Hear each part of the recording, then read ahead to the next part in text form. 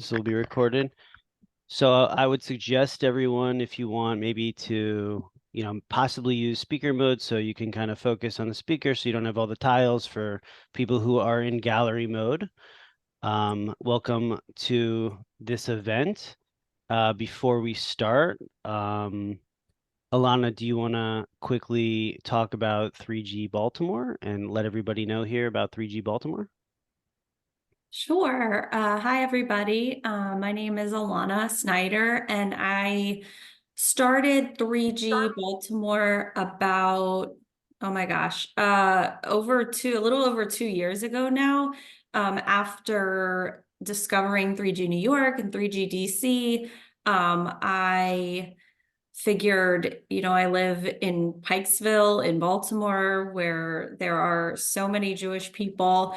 And I thought there must be a lot of 3Gs around, and had been so inspired by what DC and New York and some of the other groups were doing. So just started getting people together, and starting up our own group here in Baltimore.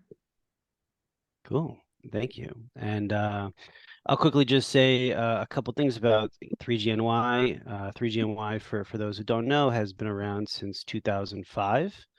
Um, it is, it's been a while, and we have helped people like Alana and start 3G groups in other areas as well. Our big flagship program is called We Do, stands for We Educate, and we train 3Gs and how to tell their grandparents stories and help get them into classrooms from 6th to 12th grade. Now that we're done, we can get to the fun stuff. um, we're gonna um, we're gonna go to Alana, and we're gonna talk about her about how she wrote her children's book, and we're gonna kind of go through three parts here. We're gonna go through kind of the creation, the publishing, and kind of the reception from like the audience. So we encourage everybody to ask questions. You can put it in the chat, but you can also speak up as it's going on. It is okay to unmute yourself and ask a question on the fly. We encourage it. We want this to be an interactive conversation. So we'll kick it off here, with the first question, to get things going here. But Alana, what made you think to write not only a book on a survivor, but one geared towards children? So, I've shared this a couple times at my book launch party and a few other places, and people found it pretty surprising. But what really was the genesis, if I go all the way back to wanting to write a children's book for about this topic, um, it actually started when George Floyd was killed. And at the time, I had my oldest was a little over a year old, maybe like 15 months. And it was also COVID, so everybody was at home and doing nothing. And I was sitting and watching all of the protests on TV, and I was thinking, you know what, like my daughter is 14, 15 months, but like I need to find a way to introduce her to racism, right? Like what it is, how we, grow up to know that people look different from us and that that's okay. So anyway, I got on Amazon and ordered all these board books that were written for toddlers and preschoolers about racism. And I thought, wow, like this topic that felt like really big and scary to me as a mom. Like, I didn't want to say the wrong thing. But I wanted a way to teach my super young child. And these books that I found helped me do that in a way that felt really appropriate and really important. And so that sort of became my go-to was, how do I teach my child about consent and, boundaries with her body. And I found, again, board books. C is for consent, like very geared towards little children. Then we were expecting a nephew, and where are babies from? So like I found all these books for little kids, but I thought, okay, like I'm the grandchild of survivors. I want to be able to introduce that topic to my small children. And I could not find anything at all written for a child anywhere close to my daughter's age at that point. Um, and so I really just thought, if I can teach them through literature about all these other big important topics, why can't I write a book to introduce them, again, in a developmentally appropriate way, to something like the Holocaust? So that was the true start of this book journey. And how long was the whole journey from, the starting you thinking of this idea to the whole publishing? That's a really good question. So it was the whole, from that moment to the time I had the book in my hand, was about 3 years. Um, yeah, from Nice. start to finish. Um, and what age group is the book geared towards?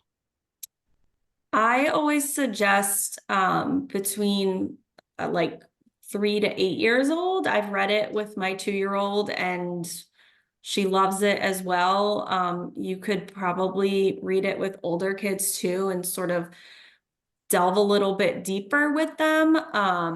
But usually I say like 3 to 8 years old. What can you give us a little bit of what the book is about? And I don't know, I actually didn't ask before. If you had any like pages that you wanted to share, any like screenshots, or even holding the book up or whatever? Yeah, so I can sort of tell you, what it's about and sort of the pattern that it follows. So I guess, I had this idea, like I want to write a book that my small children can read to learn about this. And obviously that was a daunting task because um, the Holocaust is a very scary, terrible topic to learn about. So basically what I did, I had a conversation with a friend of mine who's a professional author, and she gave me some really great advice and guidance. She said, if it were me, like, I would write what I know. So I thought, okay, I'm the grandchild of survivors, and I know that I have memories of my experiences with my grandmother and what our days looked like when I would go and visit her. Um, and I also know, after learning and sharing her story, that her childhood was significantly different than mine. So I came up with this idea of sort of going through what a day looked like when I would go and visit her. She lived about 2.5 hours away, so we would go for the day. And I juxtaposed that with what her childhood looked like. So for example, the little girl in the book, she gets to her grandma's house and there are snacks waiting for her. And then on the same page, it says, when grandma was little, there weren't enough snacks to go around. But grandma is a survivor. So every page is sort of like what the little girl who is representing me does with grandma, how it is very different from what the grandmother did when she was little, and then this repetition of grandma as a survivor. So it doesn't mention the word Holocaust. It doesn't have any pictures of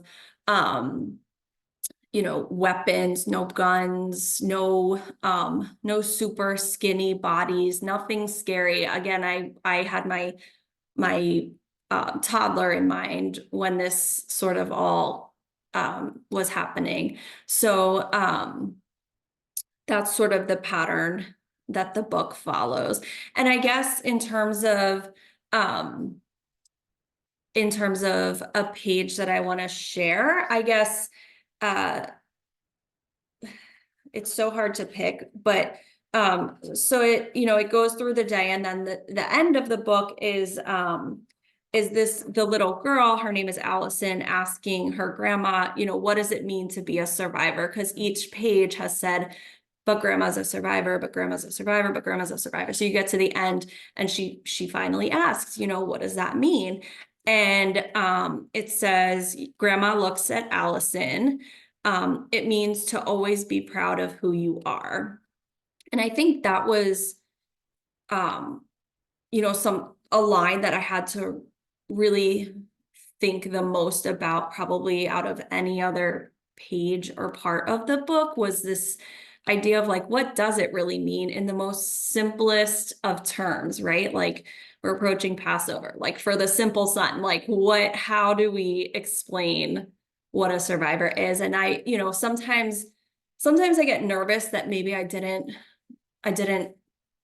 pick the right words to say on that page. And then a week or two ago, I was watching Deborah Lipstadt talk at Central Synagogue in New York, and she was talking about her Jewish star, and how, you know, in the midst of all the things that are going on right now and the rise in anti-Semitism, she wears her star and she's proud of who she is, and that you can't let you know, people take that pride away from you, you know, pride, being proud of being Jewish. And I was like, oh, okay, like I got the words right, like this is perfect. Okay. So that, you know, that's a meaningful page to me. It was all super meaningful to me because I got to like relive my childhood time with my grandma. So yeah. There's a question from the audience in the chat from a Miss Heidi Wachs. She said, "Did you have a background in creative writing or journalism? What is your professional background? Did it help you prepare for writing a children's book?" That's a really good question. I have no background in creative writing or journalism, but I do, I'm a special educator, and I work in early childhood. And, you know, my experience prior to being in early childhood was working with students with autism and other significant disabilities.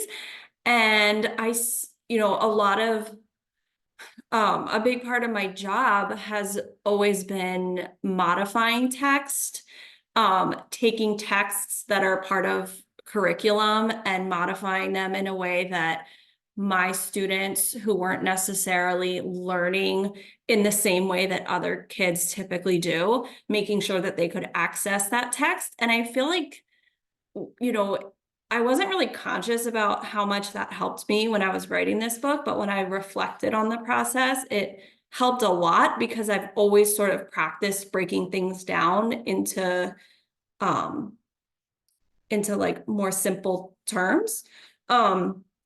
So uh that I would say was really helpful in terms of how my professional background helped me. Um, and just reading a lot of books at bedtime with my kids, I think. For those who just came, feel free to, ask any questions as we go through the conversation. Just want to make sure you're aware because I know some people just came. Um, the next question I would have is how does the book end? Um, so the little girl asks her grandmother what it means to be a survivor, and she says it means to always be proud of who you are. And then the There's a last webinar that I signed up for and it just signed is the me little in. girl smiling and waving goodbye to her grandmother and saying, I'm proud to be the grandchild of a survivor. And actually, so in the first printing of the book, the words were, I'm proud to be the granddaughter of a survivor. And we ended up, the publisher, we had to print more books because we sold out of the first print. And that was the one tweak that I made for the second edition was I changed it from granddaughter to grandchild. So depending on what version you have, it either says proud to be the granddaughter or the grandchild of a survivor. And then in the back of the book, it has some information about me and about 3G Baltimore, and mentions New York and DC, 3G New York and 3G DC. And it also has an illustration of the grandmother from the book sitting on a bench that has this plaque on it. And then it also has a photo of the real bench and the real plaque that the illustration is based off of. And it's a picture of a bench that my parents donated to my grandma's favorite park after she died. And it just has, it says, in loving memory of Bernice Haran, who was my grandmother, and it says a place of peace.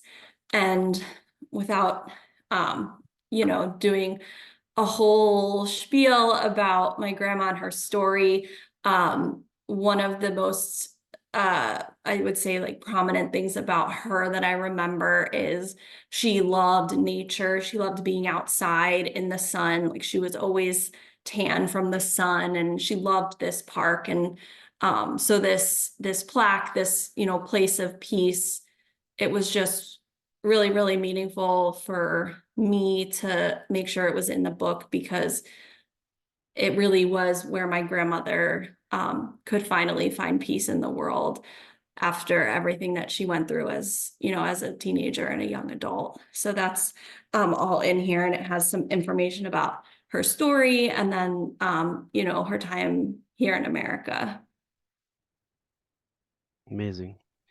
There is a question from Erica in the chat, but I'm going to hold a little bit off on this, Erica, just because we are moving into the publishing section. So some of your questions are about to get answered as well, but they will come up. So Erica asks, how did you find a publisher? Is the book self-published? Did you find an illustrator? What was the collaboration process like? So let's get into that actually. Like, what was the process to get the book published? Like, and you can talk about the self-publishing or if you got it published elsewhere, but like, how did it all start and how did it end, kind of thing? So once I had the idea and I was able to write the words of the book, the manuscript, I submitted it to a few different publishers that I either found from research online, and I had also reached out to a couple friends that I have, people, acquaintances who have picture books published, and one had written a book that was published, who, like me, was not a professional writer or author. And she told me, who had published her book, and I ended up submitting my manuscript to them, and I heard back from them. It's called Mascot Books, and they're a hybrid publisher. So it's kind of in between traditional publisher and self-publishing, which kind of felt like the best of both worlds to me, because I'm not a professional author and didn't expect for a traditional publisher to pick the book up. But they were able to support and guide me through the whole process. And I really trusted their expertise in publishing. And, but I still, because they're not a traditional publisher, I didn't have to sign my book over to them to do whatever they wanted. I still maintained control over, any edits to the manuscript that were made. All of the illustrations I had final say over. And given how personal the book is to me, I felt like that was really important. And then in terms of illustrator, with this particular publisher that I worked with, they have a portfolio of illustrators that they have contracts with. If I had said, I know this great artist and I want them to illustrate it, that would have been fine. But one of the illustrators that they work with, their style seemed to be really similar to what I was imagining. I really wanted something very, very simple, almost like cartoony. Again, I didn't want anything too realistic because I was trying to avoid anything even on the brink of scary. Because the most important thing to me was making sure that really small children could access the book. So basically, the publisher had me narrow down out of all the artists that they use. I narrowed it down to 3 that I liked. And then we wrote up descriptions of the main characters, so the little girl and the grandma, and those got sent to those 3 artists who all illustrated the 2 characters and then sent it back to the publisher and me to decide, you know, is this what I was envisioning? And 2 of them were beautiful, but not what I was envisioning. And the one that I ended up using was almost spot on.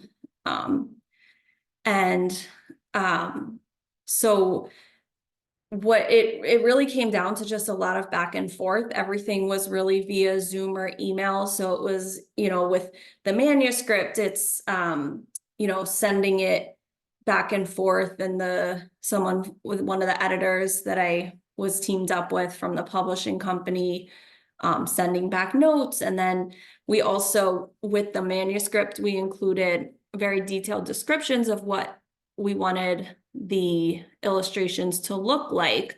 And then once we got to the illustrator phase, the illustrator started with like a very rough sketch storyboard and would send it to me. And then I would send notes back, you know, like, hey, can we tweak this? Hey, can we change that? And again, there were a lot of like personal things within the story that I wanted to make sure were how I wanted. Like, for example, one of the things, one of the pages is about, you know, the little girl, Allison, she goes fishing for salamanders in a net.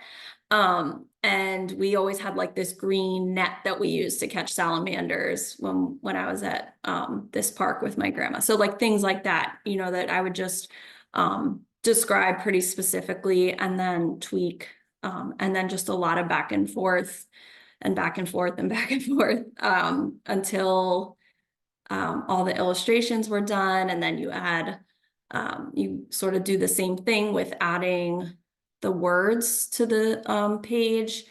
And I should also mention that I told you all a little bit about how the words juxtapose the little girl and her grandma and how their lives were different.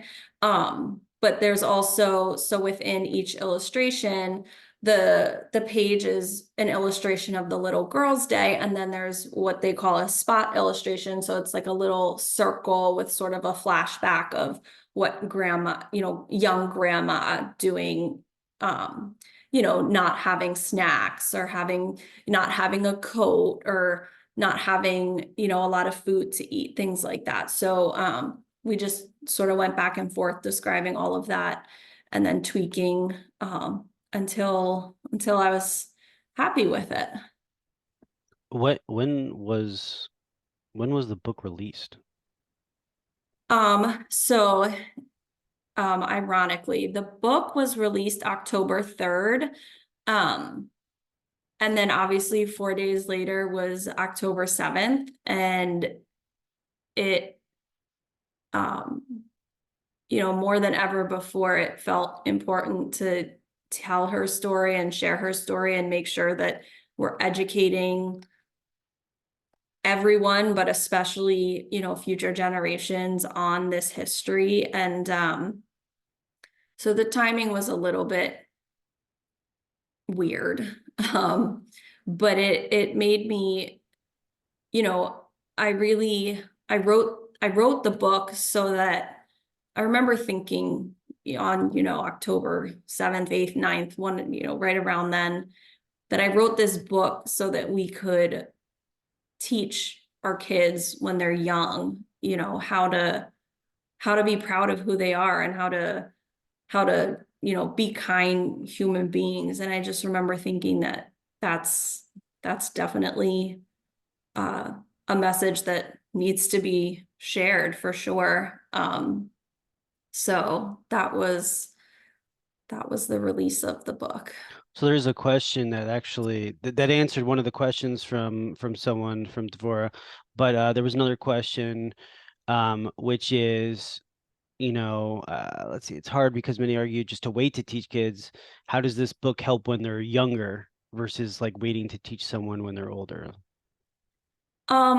So my thought was that once children are older, they already have a lot of ideas, and they've already probably seen a lot of things that are shaping ideas without them even realizing it.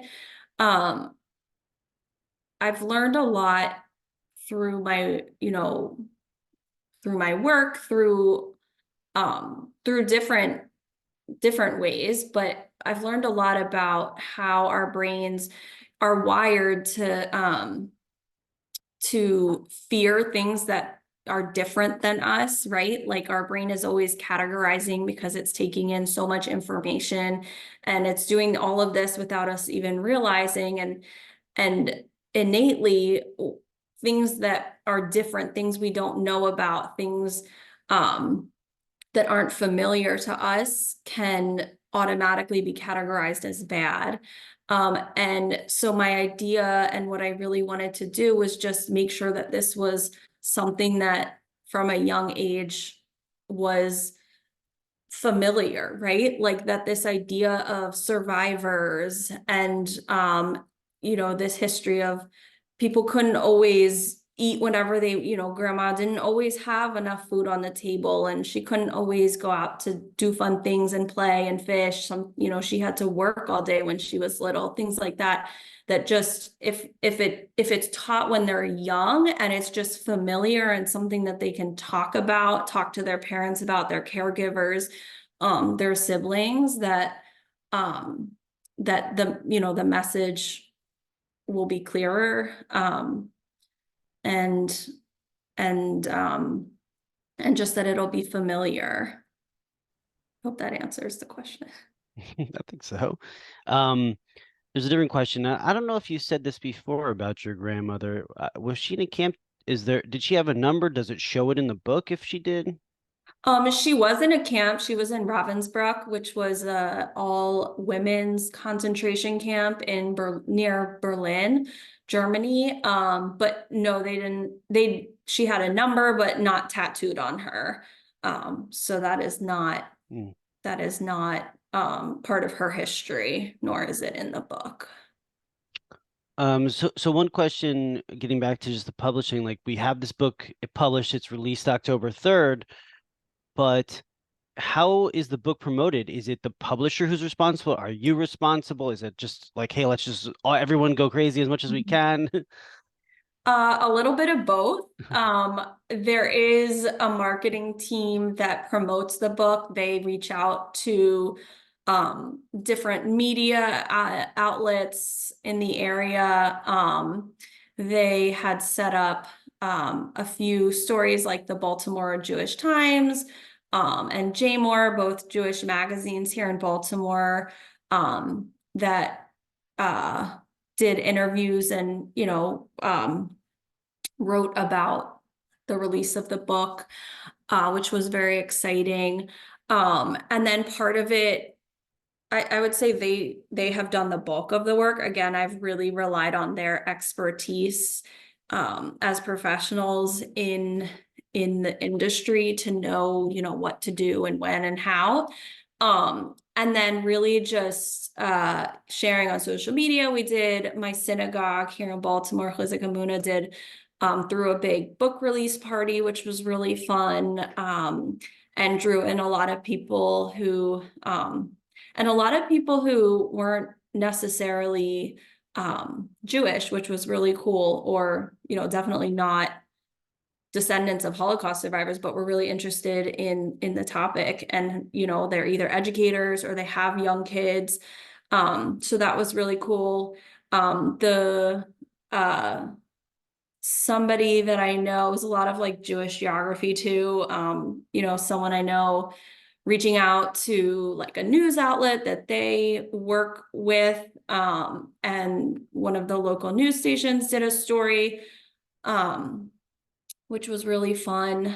And yeah, so it's, a lot of it fell on the professionals, and then I've sort of um, tried to just reach out where I can and when I can. And then again, like we call, like for those who are from Baltimore, no, but those of you on the call who aren't, like we call it small Timor. It's everybody knows someone. And so, you know, people from different organizations have reached out about doing book talks, and so it's been really well received, and it's been a lot of fun to do different presentations with the book.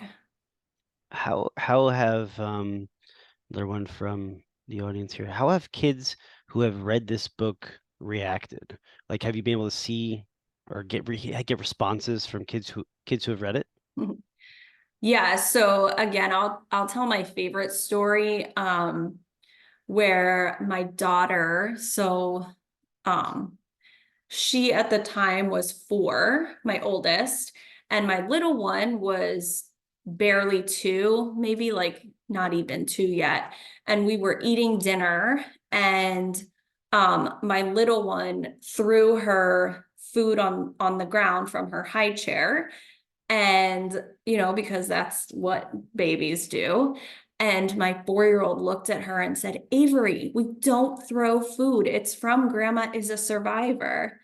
And she was 4, she had made that connection that, yes, like grandma did not always have enough food to eat. And that's sad and unfair, and it shouldn't be that way. And then she saw her little sister throwing her food on the floor and wasting it. And she immediately like drew the connection. And I just thought like, whoa, my work here is done. Like, you know, and it's, again, like, it's not a book that I want people to read and then know, like, you know, the Holocaust and 6 million people died and there were camps and, you know, it was, you know, gas chambers. Like, I didn't want any of that. I wanted her to know that, like, we have to be proud of who we are, and that people, you know, people might not always like us and life might be hard sometimes, but it doesn't mean that we give up on who we are and that we hide who we are, that we have to just be proud and be strong. What you mentioned this was in, like, I don't know if this was from part of the promotion. You mentioned the Baltimore Times. I don't know if you said there was a news outlet, JMOR's. You mentioned JMOR too. Like, were you prepared for all of this to kind of happen, like some publicity around the book, and like there might have been people contacting you after that too? Like, were you prepared for that? Um, I I don't think so. Again, I think like the genesis of the book was so personal, and really I had like my own kids in mind when I wrote it. I guess I wasn't really expecting it. And, um, you know, even with some of I think the publicity that it has had has been amazing. Because I think like the more people, just like, you know, with New York's 3GMY's We Do program, it's all about like education and making sure people know and that the stories stay alive. Like, if the more people that know about the book and want to utilize it as a tool, the better. But I think I think even if like no one else ever read it again, I feel like the experiences that I've had with it, just even with my own two girls, has like been worth it just on its own. And you have been contacted by schools and organizations because of the book? Is it to speak about the book? Is it to speak about like just the story behind the book? So, both. So some examples, one really cool example that sort of just happened, last week. So because of the article that was written either in, I think it was the one in J More, which is a Jewish magazine here in Baltimore. Um, Somehow somebody from the Social Security Administration is headquartered here in Baltimore County, and somebody from their DEI team they must have Googled like Holocaust education, something like that. And the article from J More came up about me in the book, and they contacted me because Social Security Administration does apparently four programs a year on different topics related to diversity, equity, and inclusion. And one of the programs that they do annually, one of four, is a Holocaust remembrance program. And they asked me to come and do like a 10-minute talk about, I guess they had a theme. The theme was the power of words, and how my grandma's story, the book, me, like how all of this contributes to the power of words. And so I was there just last week, and they have, it was all very official. There was, a teleprompter and the everything but hair and makeup. There was like the camera and the audio, and it was all like they record this professional video of me talking about work within the Holocaust remembrance community and my grandma's story and the book and sort of how that all fits together. And once they edit it and put it all together, come the beginning of May, they'll send it out internally, but it will go to over 62,000 employees at, federal employees at Social Security Administration. And so like that was an amazing opportunity that came out of an article, that was written when the book came out. And, it would take a lot of classroom visits to reach that many people. So not saying, like, I love going into classrooms. It's my favorite place to go and share my grandma's story, but I just thought, what an amazing opportunity, and how great that that's something that SSA does. And they do it every year, which is amazing. That's crazy. That's amazing. I didn't know that they do something like that. Yeah. Uh, so you mentioned classrooms though. Now I know you might have gone and spoken about your grandmother's story, but are you going into classrooms with, you know, young, I don't know if it's young adults, if it's toddlers, are you going into classrooms speaking about the book? Are you like talking about the book now? So I've done both. Typically when I go into like middle or high school classrooms, I'm really just like sharing, my grandma's story. And I'll mention the book because that's, become an important part of my work. But I was invited, so I should say, I've been invited by a couple organizations um, to do presentations about the book, but to adults. So like presenting the book to adults, how they can utilize it as a tool with their children or grandchildren or whoever.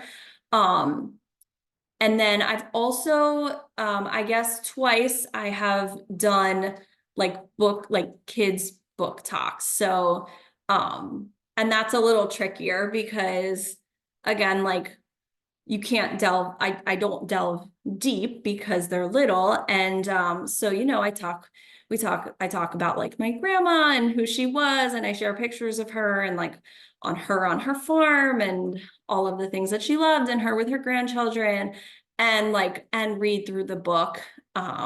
So that's obviously like a quicker, more like surface level presentation that I do. And but when I work with adults, it's obviously different. And then I've also done it where I do like a book reading, and I embed my grandmother's story into the reading of the book. And that's obviously for adults as well. Here's a question just came in from the audience here. What part of the manuscript did you initially send to the publisher? You didn't have an agent, right? No agent. I sent them the full manuscript. I mean, it was unedited at this point. But I had like all of the pages were there. It's not a very long book, these picture books. So it was the completed manuscript. Cool.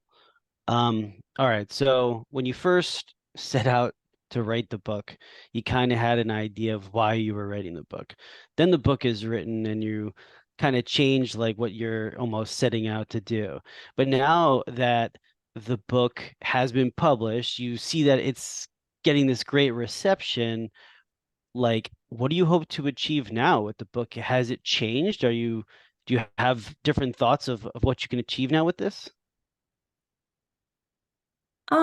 I mean, I really do feel like my mission with it is for it to just exist, right? So like when someone is searching online for books about those big topics, right? Like we started at the start of the conversation, like that they would have something that makes them feel comfortable talking about this, especially for, you know, other grandchildren of survivors. I think, you know, I have friends who are like girlfriends who are also grandchildren of survivors who have young kids close to my kids' ages. And, you know, I want them to feel like they can have, you know, start a conversation about their history, right? Because it's also our kids' history, right? We're 3Gs, they're 4Gs. And I want it to just be part of growing up, right? Like I don't remember a time in my life not knowing that my grandma was a survivor. But I know plenty of people that spent a good chunk of their childhood not knowing. So I just hope it's a way to make those conversations easier and more natural. Nice.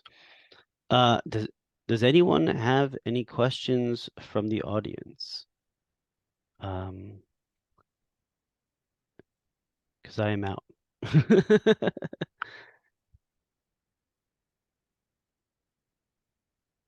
Oh, give it a sec. Speak up. You can unmute yourself. You can put it in the chat. Oh, what was the hardest part to write? The hardest part was like defining when the little girl asks, you know, what does it mean to be a survivor? Like defining that was really hard. Um, um, yeah. And I should also say, just like a fun fact, is that I did this whole project without telling anyone except my husband. Like I didn't tell my mom. And I didn't tell my twin sister, who I tell everything to. But once I got to a certain point and I knew that like it would be this amazing, really fun surprise, I was like able to keep it to myself until I had the book.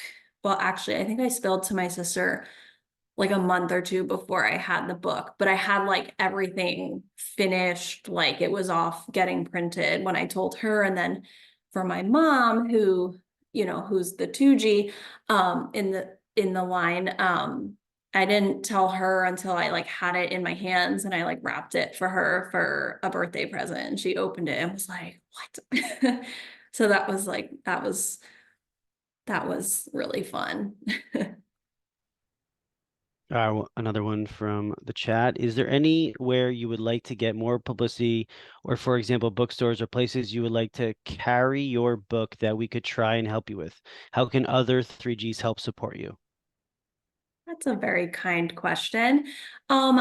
So the book is in like Target and Barnes and Noble and Amazon, which has been amazing. The place that it's been difficult, and I can't say that I've tried and tried and tried and feel totally stuck, but getting it into like the US Holocaust Museum shop, the shop like at the Holocaust Museum in Skokie, Illinois would be amazing. Like places, I think, you know, there are a lot of amazing Holocaust museums around the country. And I feel like for people who have gone through and, you know, have grandchildren or have young children, for them to have access to it there, I think would be really amazing. So Heidi, if you know anyone. Um, Joni is asking if you could just hold up the books to see the cover, so everyone can see the cover. Yeah, so this is the cover, and then I can you can see. And then I'll show you like so you can see like those spot illustrations that I was talking about. So this is like in the circles, like the young grandma juxtaposed against like here they're having a picnic, and then you can see like grandma eating bread that's like yucky, moldy. And then at the end I can show you here's grandma sitting on the bench with the plaque that I was telling you about. So there's the illustration, and then there's the photo of the real Oh, plaque. wow. Yeah. Nice.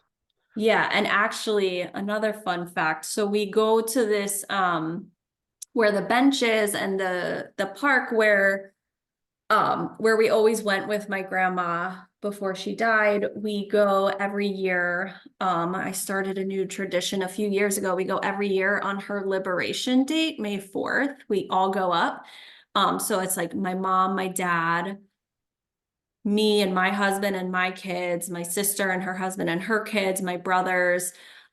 So, and we do our best to get everyone, all the kids, but everyone, a picture of everyone on the bench.